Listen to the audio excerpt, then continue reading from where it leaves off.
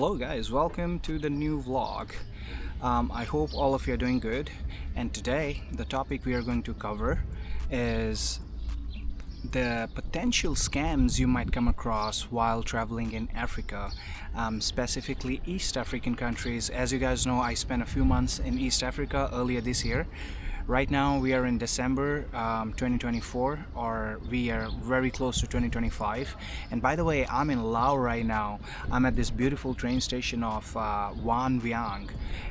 So I'm just waiting for my train. I thought I'll record this video to show you guys and tell you guys, give you more information about what to be more careful about while traveling in Africa as a solo backpacker or even in a group. And I believe that this information hasn't really been shared in such a thorough way before on the internet, because I observe a lot, even if it's a scam that didn't happen to me but happened to somebody who I was traveling with or something. It's like I'm always observing. Alright, so without further ado, let's get started with this. So now, first of all, one of the scams you might come across in countries like Tanzania or Kenya is the police scam. It's like if you're taking a photo, like a random photo because you saw a beautiful building or something. It might be a government building or a police building, or something to do with the military. So in that scenario, what they do is the police will stop you. They might ask you for money. They say you might have taken a photo of a protected building and stuff like that. So you need to be very careful when you're going around taking photos in these countries, because you might have to end up paying a lot of money to these police people, because these countries, the system is a little bit corrupt. Not a little bit, it's very corrupt actually, and so is the police, because police is part of the system. So you have to be very careful with that. Okay, now scam number two. This is applicable to a lot of coastal areas within East Africa. So this actually happened to a person I know who also happens to be one of the popular vloggers on the YouTube. So what happens is, if let's say you are on a dating app like Tinder or Bumble or whatever, so you might have a match, and the potential person that you get matched with, like I'm a male, so I will obviously get matched with a female. So they will invite you to their place, or maybe right after the first date they'll be like, oh, do you want to come to my place? But what happens is, when you go to their place, they might kidnap you, they might hold you for ransom, or anything. They can make up a scenario just to fetch money out of you. And even if you don't have cash with you, they might beat you up and try to force you to go to an ATM and withdraw money. Like, they will try their level best. So you need to be very careful. All right, so something that might be a date in your head might end up being something very dangerous, and you might lose a lot of money, or something even worse. So be very careful with this. Now the third potential scam I can tell you about is the public transport. Okay, so like for example, if you take a bike, it's called a boda boda. If you take like one of those vans, like in Kenya for example, they are called the matatu. So with the matatu, what happens is, if you actually walk, okay, as a traveler, what we do is we just walk to train stations and we walk to bus stations, and we just try to book our tickets, right? So in Africa, what happens is, guys, I had to change places. So yeah, we were talking about matatus, right? So yeah, this public transport, don't walk up there by yourself. Book your tickets in advance. Your hostels can help you, your guest houses can help you. Try to look around. There are some online apps as well. I've also posted another tips video for Kenya, where you can actually check all the apps, for example. So I try to give out as much information as possible, as usual. And usually when you are in a taxi, for example, or you approach a taxi driver, they will ask you for more money. So negotiate, always negotiate, because when they see that you are a muzungu is a word for a foreigner or a white person, or somebody who's outside the country, from outside the country, they will try to charge you more money. So what you do is, you negotiate with them, right? And then the rule of thumb with the SIMs, for example, do not withdraw money, do not get SIMs from the airport. They're always very expensive. Just come to the city first and then get your sim, because it's gonna be much cheaper for you. Okay, and this is one of the scams that happened to me personally. It's like I was in a place called Lamu in Kenya, all right, and it's on the coast, right all the way up towards Somalia. So what they did is I ordered a little bit of food, and they acted like they've understood me perfectly, but then they actually ordered a whole lot food than I ordered, and then they served me. And when I said I didn't order all of this, they just started giving me looks as if they have no idea what I'm talking about. So what would I do? I had to just eat and get the rest packed. And of course the food prices were inflated as well. So this is what they do. So just double, triple confirm. If you're in a small town or if you are in a restaurant, just check the ratings and just double, triple just confirm with them 2 or 3 times that this is precisely what you're ordering, and just make them to nod their head. Just verify with them. This is how you can potentially save yourself from this. Now, a lot of Airbnbs and hotels, what they do is they will cancel your bookings. Let's say you book through booking.com, they will cancel your booking, so they don't have to pay a commission.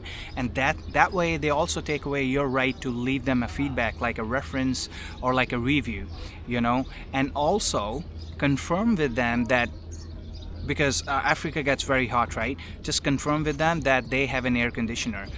Call them personally, because I came across a few properties which I booked and they clearly said that they had air conditioning, but when I went there, either there was no air condition to be found, or even if it was there, they were like, it doesn't work.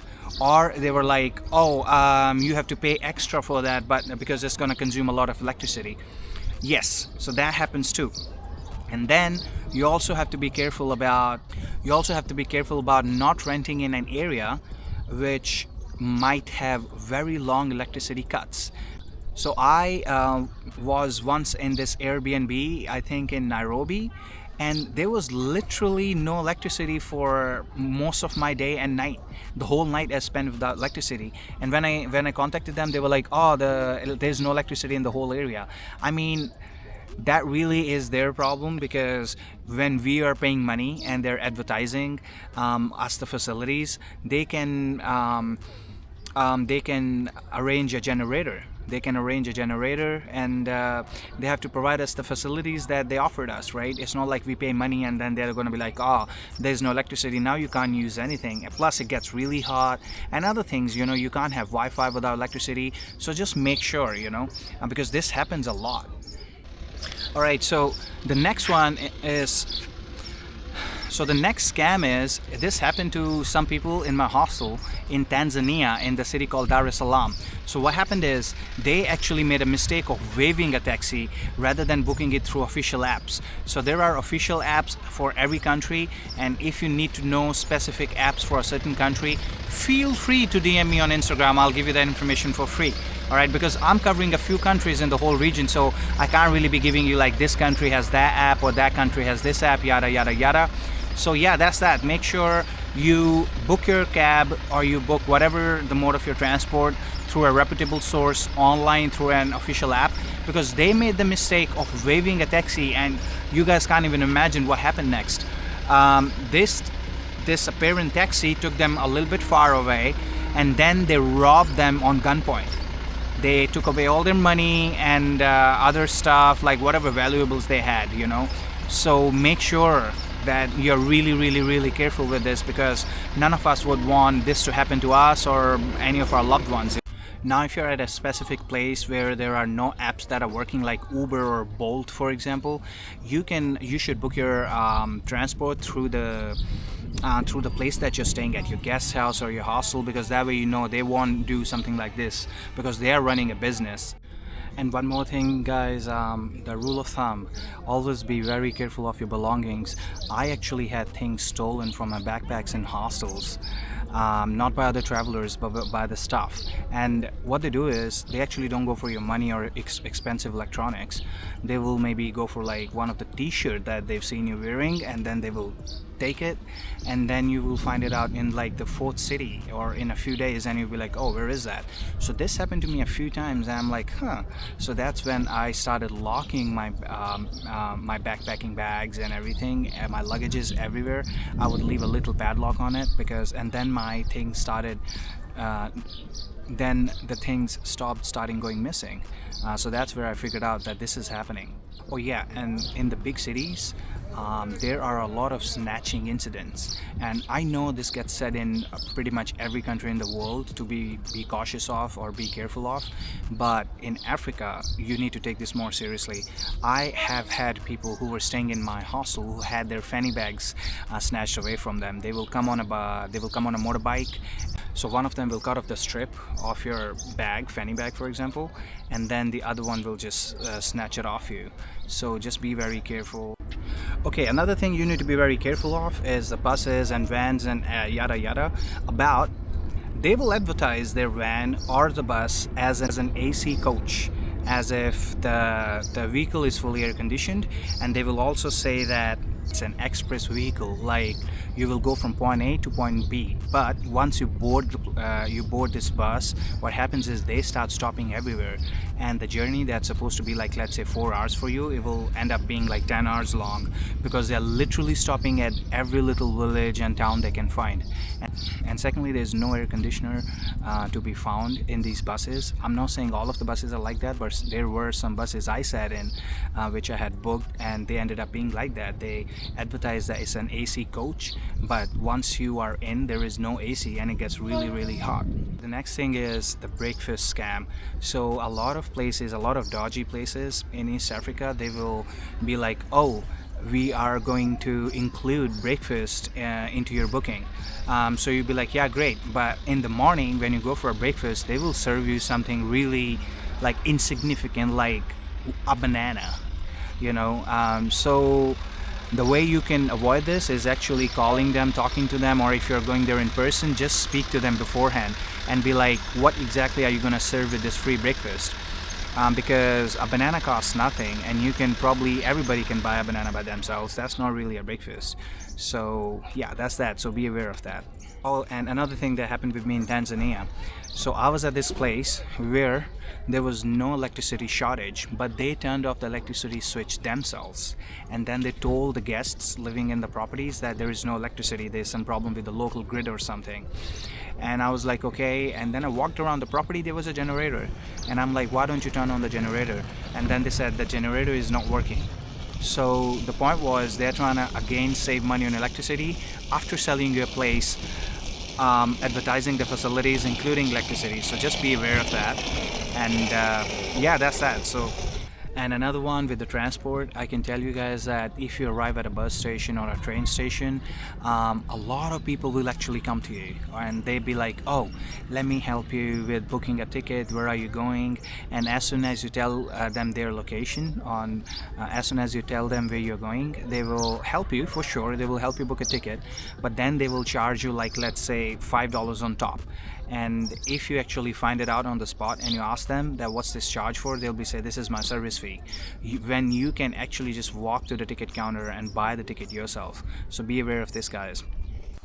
Alright guys, I'm hoping that the information I gave you guys is going to be useful to a few of you. If you found it useful, please like the video, give me a subscribe. I've been working hard to grow this channel.